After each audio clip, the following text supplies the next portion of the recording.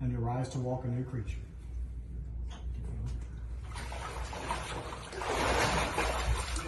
Amen. Amen.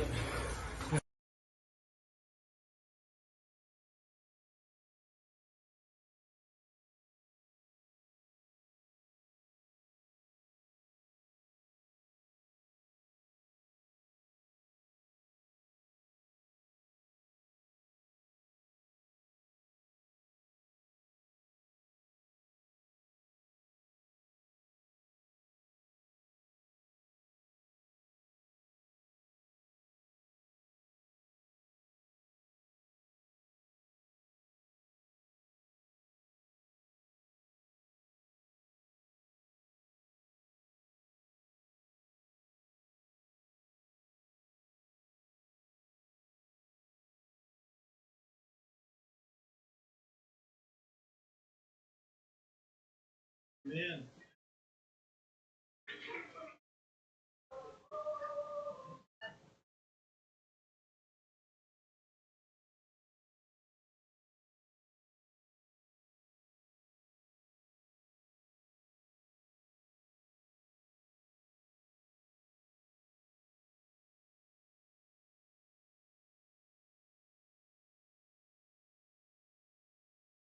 I baptize you in the name of the Father, the Son, and the Holy Spirit for the forgiveness of your sins.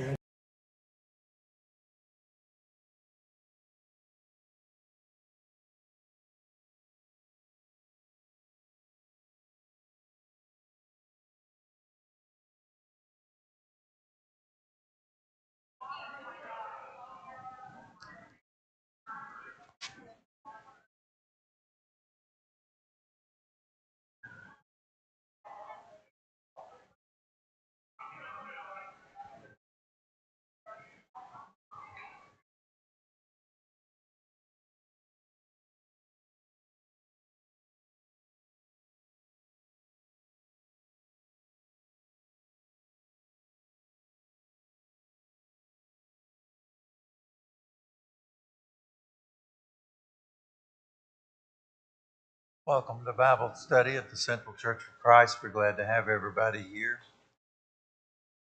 If you're a visitor, we're studying from the book of Proverbs.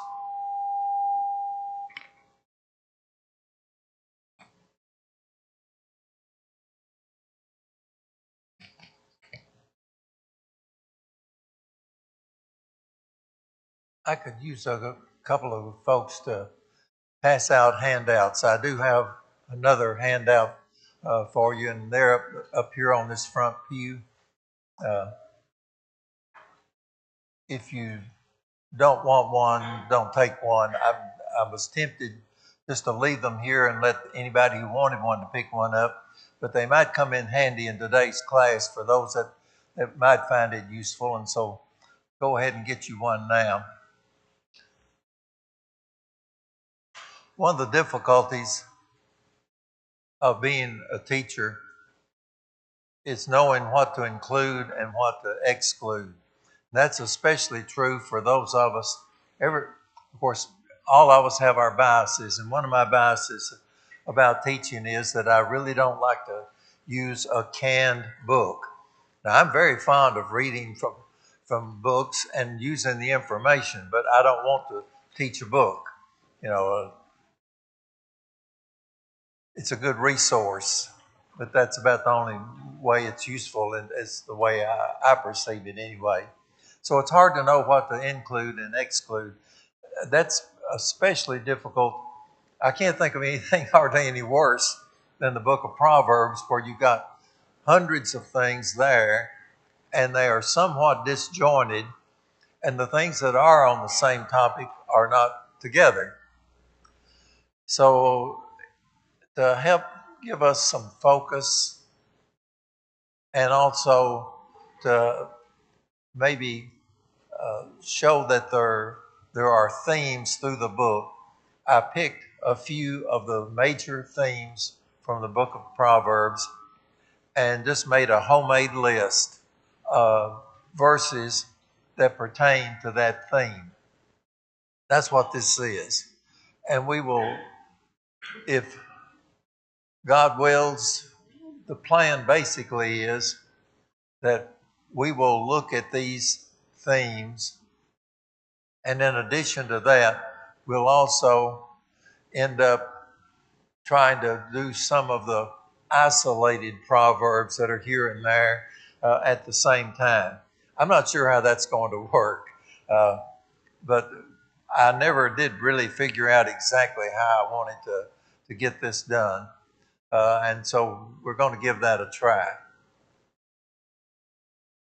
I'm not sure. I kind of think I mentioned Blaze one time in class. This is Blaze, if you haven't met him. He's my typing finger, and I'm a non-typist.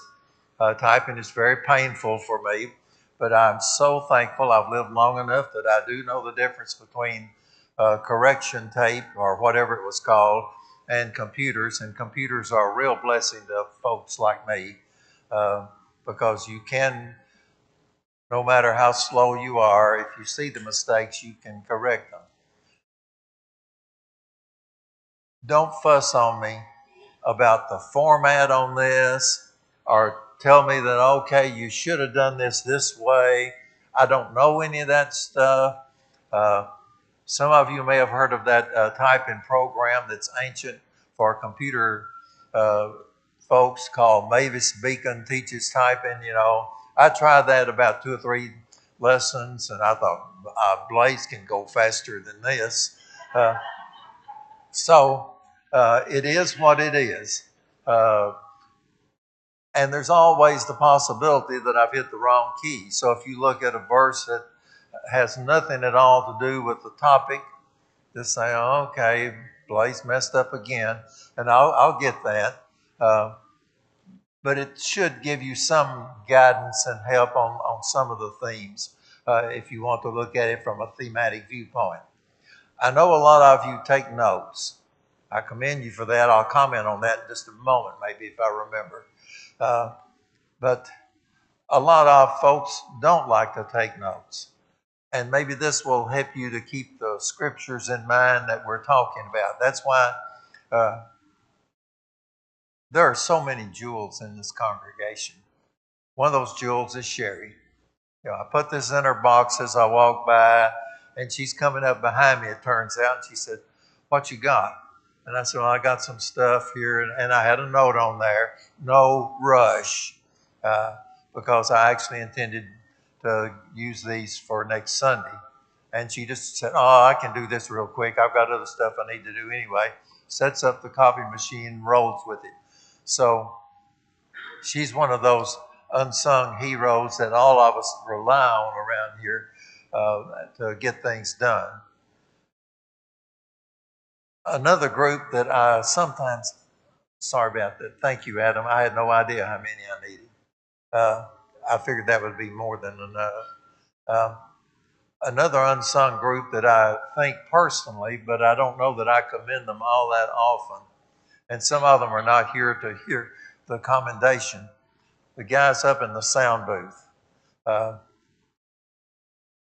I know some of you hate microphones, and I kind of get that feeling, from way in the past. But there is no way you would want me teaching at all. You might not anyway, but you surely wouldn't want me trying to teach without a microphone. I don't have the voice for it.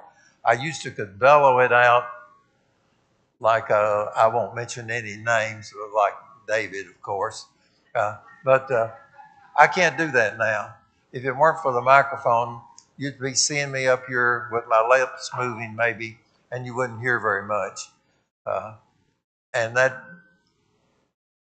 can come in the middle of a lesson, or it can be just a part of the package. So microphones really do help me. I think of those folks up there in the sound booth as unsung heroes of the congregation too. They keep us going, and all that audio and video work that they do really is a big help, and I'm grateful for that. A comment about what this is. I think most all of us know, sometimes we don't always apply what we know. I may not know a whole lot, but I do know a whole lot more than I do sometimes. Uh, it's one thing to know something, it's something else to do what you know. Uh, this gathering has many names.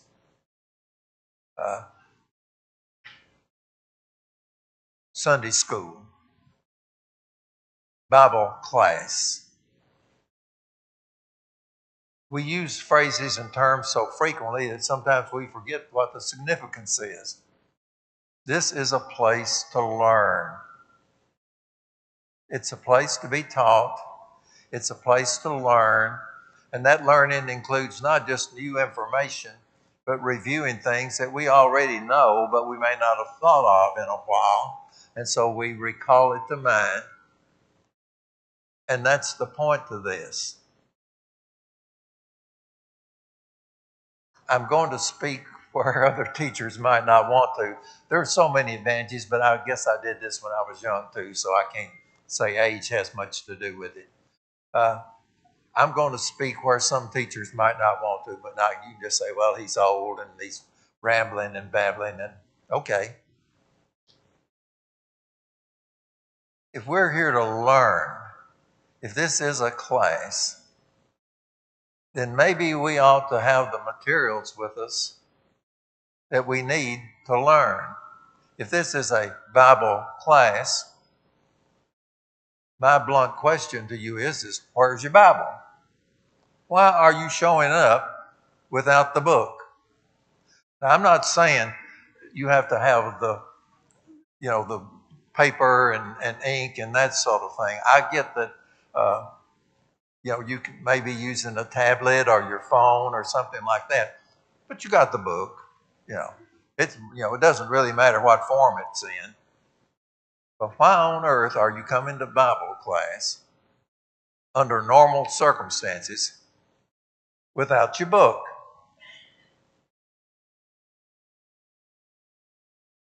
Try being a carpenter, showing up for the job without your tools.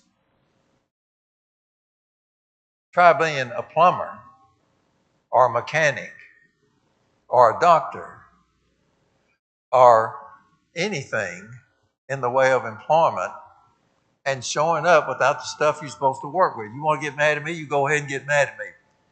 And you can argue with me if you want to, and that's okay. But I think that's a valid point. I also think it helps us if we remind ourselves that there is a point to us being here. I'm not fussing on you because you have not done this, because this is a matter of heart, and I don't read hearts. God does. But if you aren't trying to learn, if you aren't paying attention, if you aren't making an effort to improve your knowledge, no matter how lousy a job I do of it, I've got to answer as a teacher. That's scary. James very bluntly says, not very many of you folks need to be teachers. I should have listened to that lesson. But all of us are required to be students.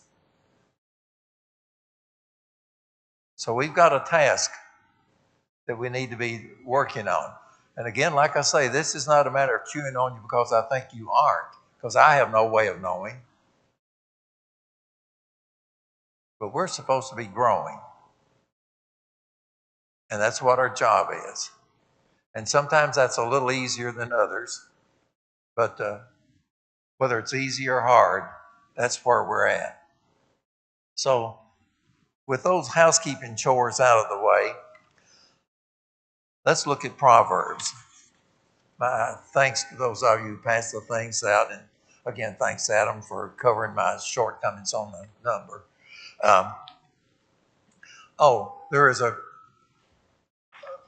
I didn't do this, Blaze did. But up there in the upper right-hand corner on this sheet, you see floating up there by itself, 3130. And you may be wondering, where on earth does that go? Well, where it goes is with fear of the Lord.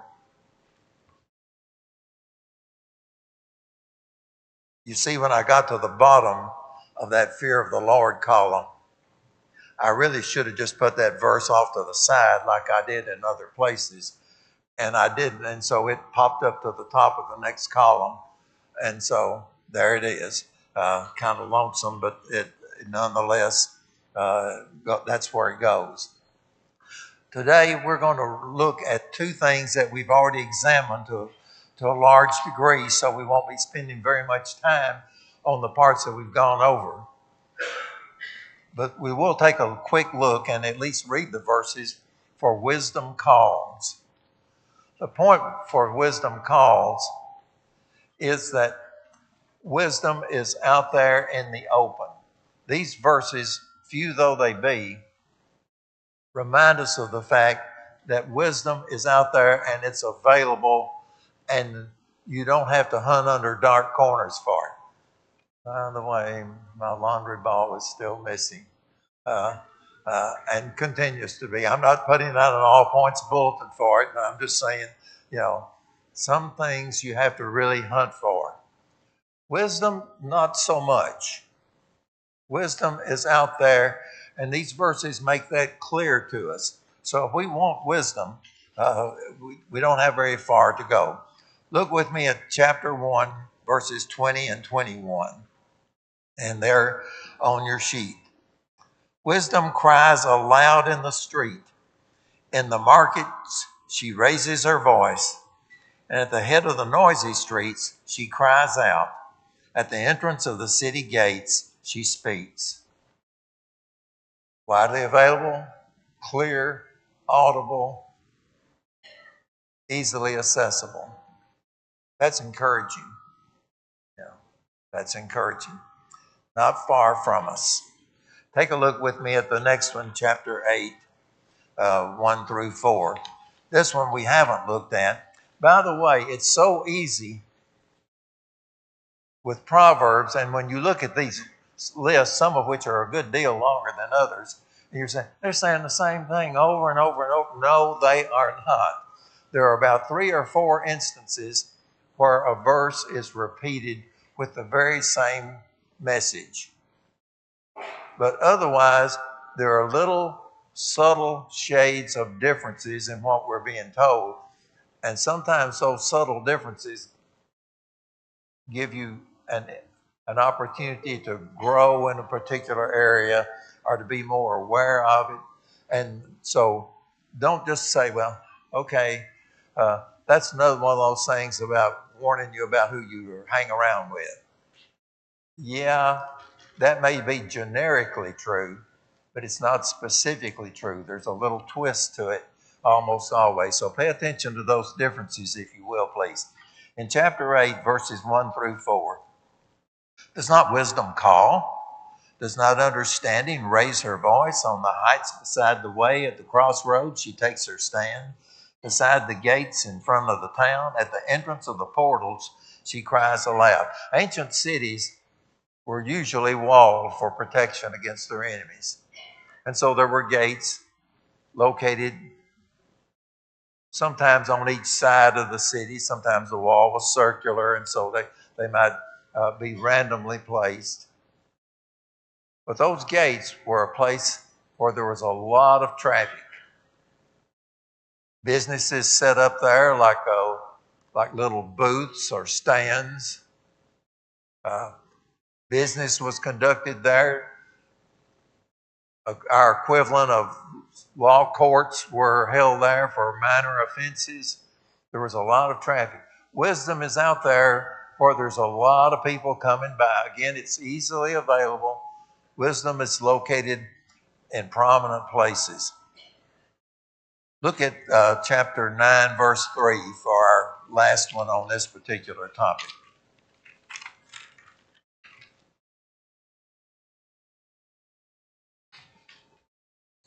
You notice that in verse 1, it's talking about wisdom. So when we get to verse 3, when it says, she has sent out her young women to call, we have the reference again to wisdom. To call from the highest places in the town. Whoever is simple, let him turn in here. To the one who lacks sense, she says, come, eat of my bread and drink of the wine I've mixed. Leave your simple ways and live and walk in the way of insight.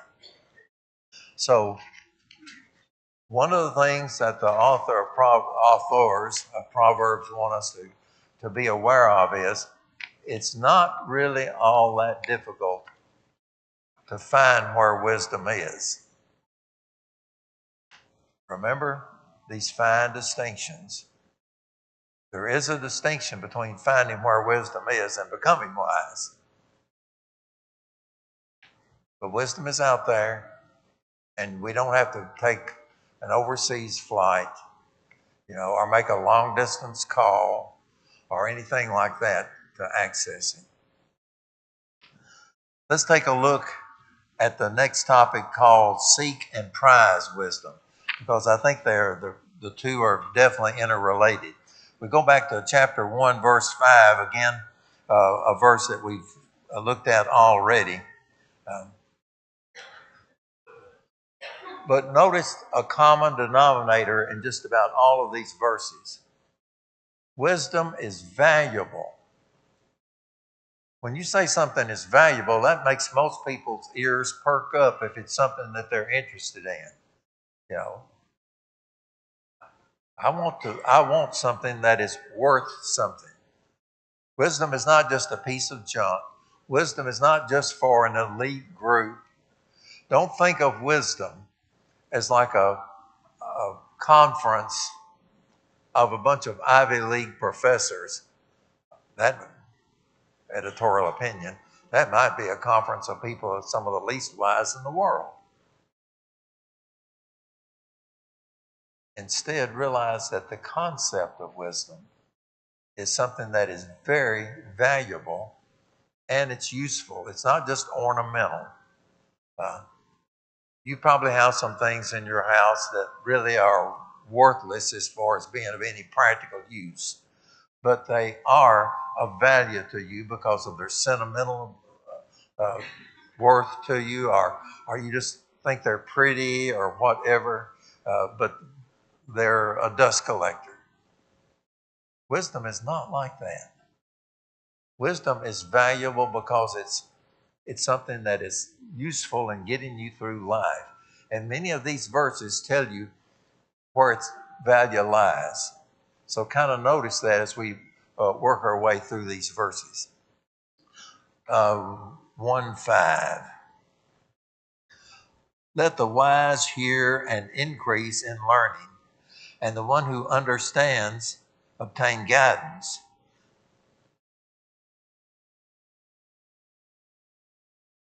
It's to be sought after. Look at chapter 2, verses 1 through 4. And look at the intensity of how we're supposed to go after wisdom. My son, if you receive my words, by the way, there's a list here if you're looking to look at it. If you receive my words and treasure up my commandments with you, making your ear attentive to wisdom and inclining your heart to understanding, yes, if you call out for insight and raise your voice for understanding, if you seek it like silver and search for it as for hidden treasures, then you will understand the fear of the Lord and find the knowledge of God. For the Lord gives wisdom and so on. But our point is, the one who wants wisdom is going to have to go after it.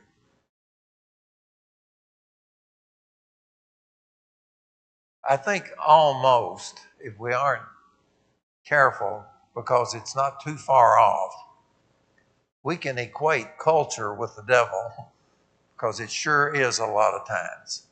And in a way, I'm doing that now. Our culture really is always looking for the quick fix. That's one reason why we don't get any more accomplished than we do, is because if it's not easy and can't be done right away, many people will turn away from it.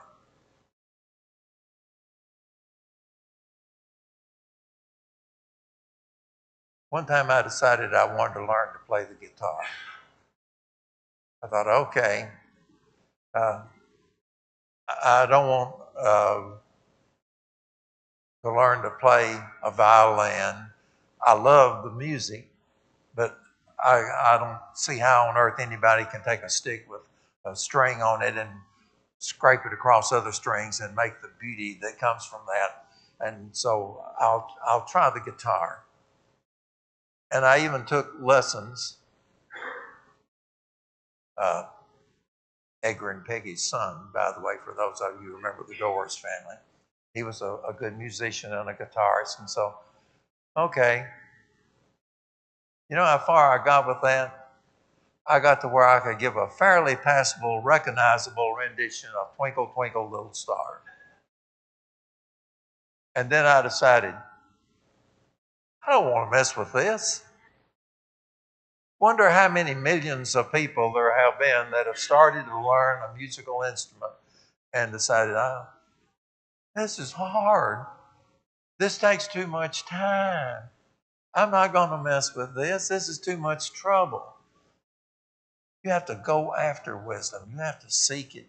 You have to put the effort in. You don't get wise. You don't have insight.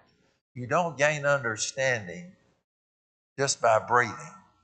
It doesn't come by osmosis, and it doesn't come just by existing. The challenge for us is to go after it.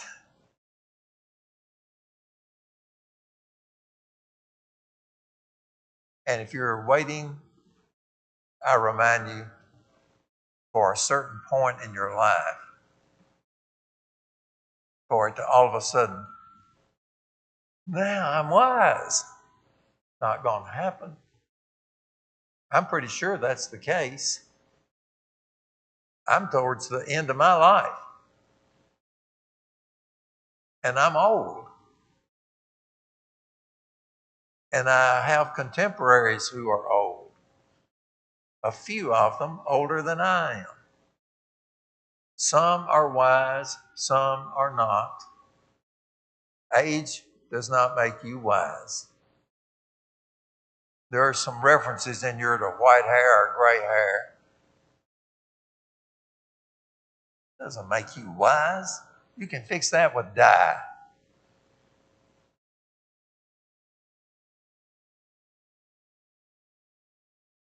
It has to be sought. It has to be something that we go after. Let's look at chapter 3, verse 13 and following.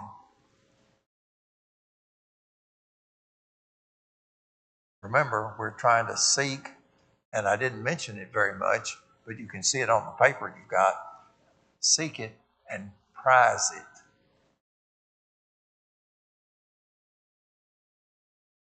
Blessed is the one who finds wisdom and the one who gets understanding.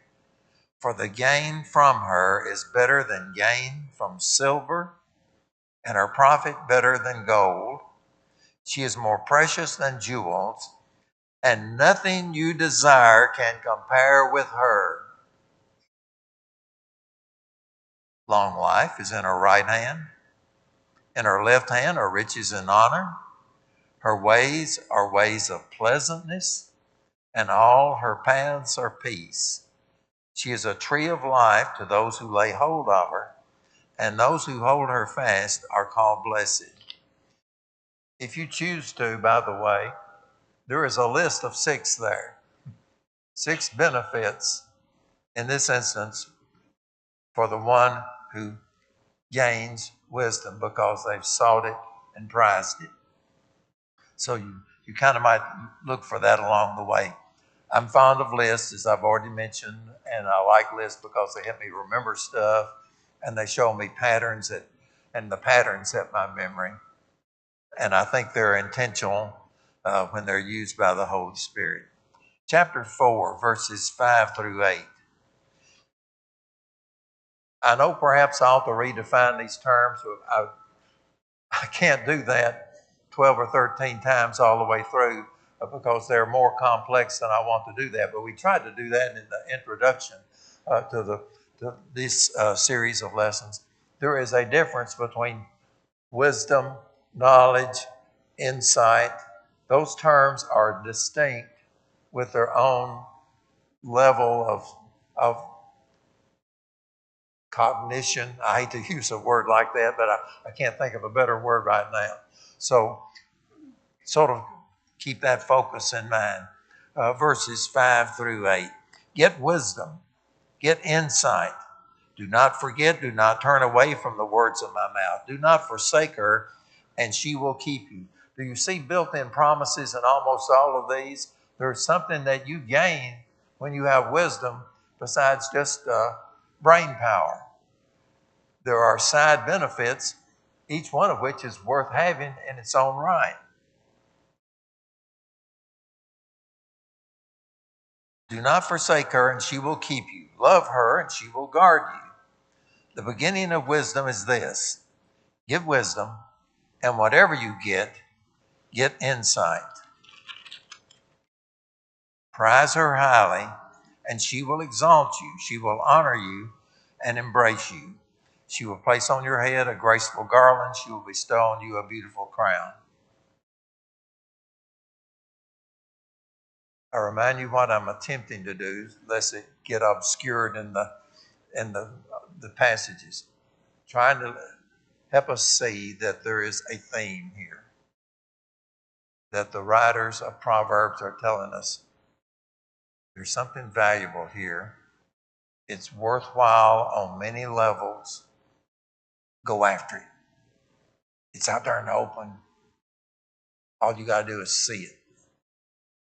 Trouble is, it occurs to me, some of the hardest things that I have looked for, and maybe this applies to my laundry ball, it may be sitting on top of the dryer. You know, you can look right through stuff over and over and over again. I doubt there's a person in this room that hasn't made a math mistake. Maybe when you were doing math homework or taking a math test and you make an error, and while you're checking your paper, you see right through that error and you just go right on, and you really haven't seen the mistake you've made until somebody points it out. Oh, yeah.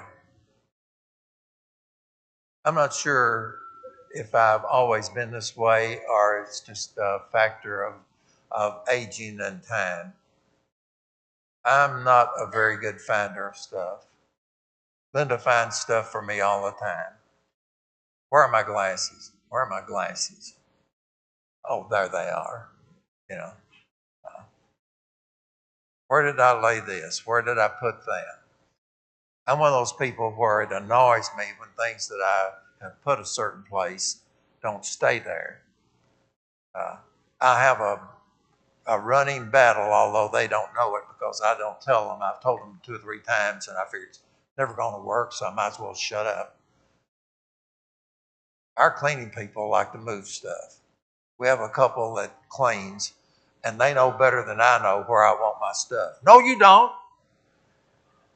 Just put it back where you found it. Or sometimes, if it's chaos, like the top of my desk usually is, then I'll say, don't mess with that this time. Just leave it alone. It's fine. We need to look for wisdom because it's right under our nose. We don't have to look through it. It's right there. It's there for us. Let's look at chapter 7, verse 4.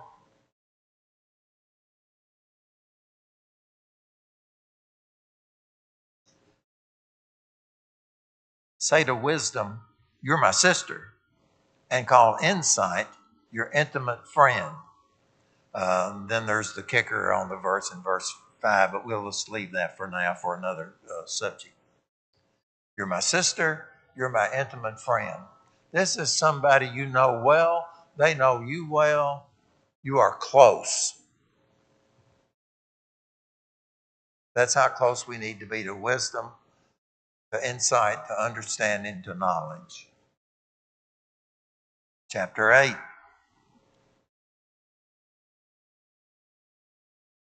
Verses 10 and 11. Take my instruction instead of silver, and knowledge rather than choice gold. For wisdom is better than jewels, and all that you may desire cannot compare with her. Maybe that is hyperbole, but it's pretty strong language about the value of what we can gain from wisdom. Skip down to verse 18. Riches and honor are with me, enduring wealth and righteousness. My fruit is better than gold, even fine gold, and my yield than choice silver. Walk in the way of righteousness and in the paths of justice, and so on. Look at verse 35. For whoever finds me, that is wisdom, of course, finds life and obtains favor from the Lord. There's a verse there's a combination of verses there that has a list, by the way, just as an aside. Number 1 shows up in verse 32 where it talks about blessed are those who keep my ways. But then verse 35 where we began says finds life, and then 3 obtains favor. So again, there are payoffs, very distinct payoffs for having wisdom, for seeking after wisdom. Looking at chapter 15, verse 14. The heart of him who has understanding seeks knowledge, but the mouths of fools feed on folly. Okay? Here's a person who has a certain level. They've attained the status of understanding. So now then they add to their base by increasing their knowledge. I like knowing stuff. I like knowing stuff that has nothing to do with anything I'm ever going to use. I'm just curious about stuff. If you want to talk to me about how to bake chocolate chip cookies, I will listen, and I will probably listen with intensity. Although if I want chocolate chip cookies, I'm probably going to buy some. It's for sure I'm not going to make them. I've had lots of experiences with things I've tried to make, well, a few, and that never turns out well, except for cheese and crackers and peanut butter and crackers and a few basics. But knowledge is worthwhile. We have a proverb. Knowledge is power. It can be. So basically, in every one of these instances, we're seeing benefits. 2 more. Let's look at 16:16. How much better to get wisdom than gold? To get understanding is to be chosen rather than silver.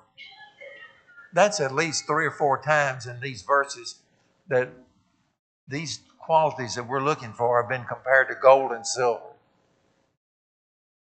I don't know of any culture that does not recognize the value of gold and silver. Now, literally, I can't tell you what gold is worth. If somebody in here knows, just say so. I'm gonna babble out a number that's probably off $500 either way. $2,000 an ounce,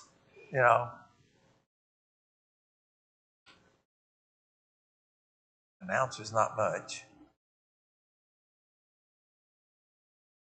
I don't know what the value of silver is, and I would be so far off I won't even hazard a guess.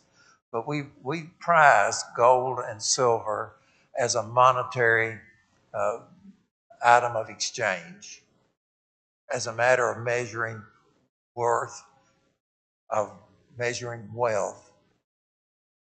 It's not in the same league with wisdom and insight and understanding and knowledge. And our last one, and by the way, these lists are not exhaustive. When you start going through Proverbs like I did and skimming, looking for things, sometimes your interpretation of that verse says, okay, the main point is this, and it may be a side point.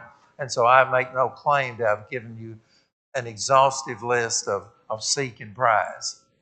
But it's a start, and we've gone through enough of them together in this time that you see the point. You know, not only is wisdom widely available, but it's something that we need to be going after, and it is valuable and it has use. It's not like if you were a coin collector and you had a roll of, if they would put them in rolls, of Kruger Rands, in your home safe, and you never even do anything with them. They're just there in case of that catastrophic economic downturn or something. No, this is valuable and it's useful.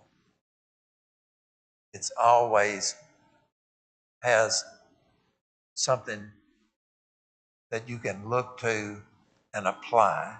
So that's a good thing. Okay, 18:15. An intelligent heart acquires knowledge, and the ear of the wise seeks knowledge. Okay, that's enough on the themes for now. I don't have these listed, so if you decide you want the ones that I'm picking sort of randomly, you just have to write them down on your paper. My recommendation, and you do what you want. Many of the time I've gotten handouts and I stick them in my Bible, and 2 weeks later I put them in the trash. Sometimes I keep them on file. I get it. This may be totally worthless to you, but if it is of worth to you, I suggest on this same sheet of paper, you find a place in the margin, take the pencil or pen in front of you, and jot down these verses to take a look at. They're all little gems as I perceive it. And they're not the only ones, but we've got to do some culling somewhere.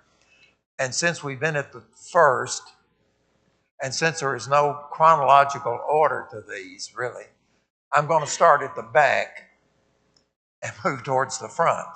So when time runs out, we will at least gotten samples from the back of this book as well as the front.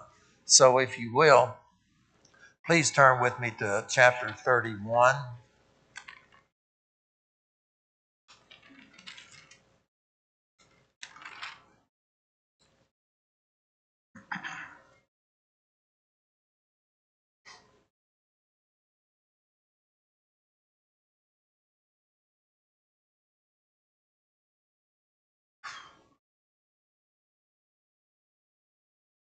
Verse 31, the very last verse. This entire chapter is talking about the worthy woman, the woman that God exalts, the woman that's to be praised. The last verse says, give her, this is not wisdom that's being referred to here specifically. This is that praiseworthy woman. Give her the fruit of her hands and let her works praise her in the gates. Basically, she will prevail.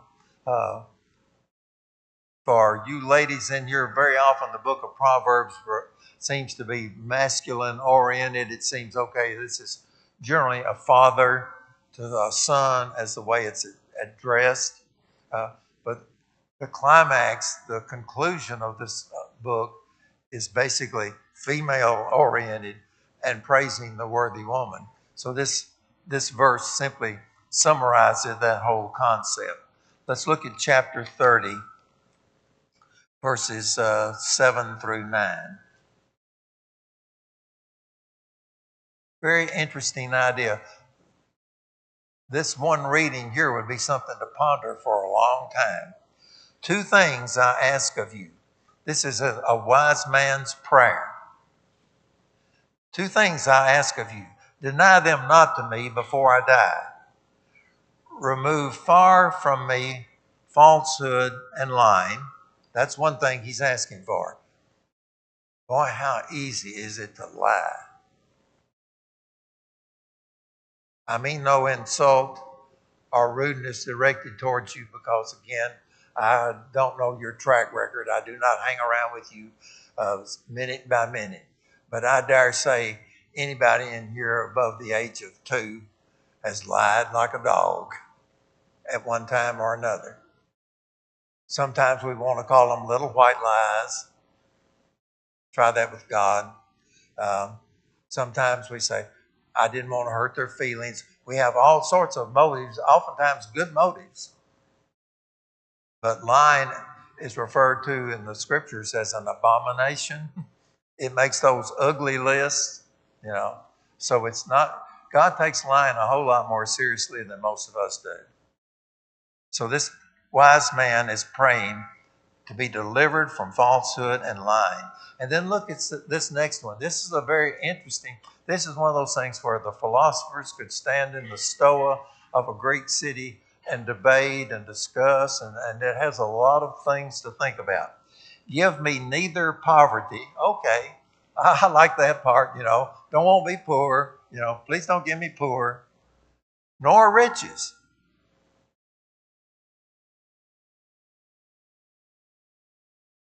Feed me with the food that is needful for me. And then he explains why.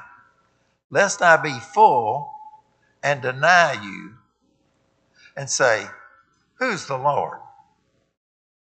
Oftentimes we become very arrogant and prideful when we've got plenty. Now, pride is a whole other theme in Proverbs, but it's touched on right here. Everything's going good. I don't even remember to pray.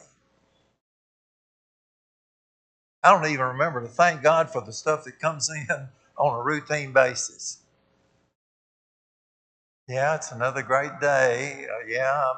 I'm waking up healthy again. You know, I've been healthy all my life. Everything's just cool. Lest I be full and deny you and say, who is the Lord? Or lest I be poor and steal and profane the name of my God. Here are two issues of extreme. If you want to see wisdom, if you want to see insight, this verse definitely gives us something to think about. These things, by the way, are echoed in the New Testament as well. I didn't get through my little list of miscellaneous, but that's all right. I guess they'll keep till next time if there is a next time. Thank you.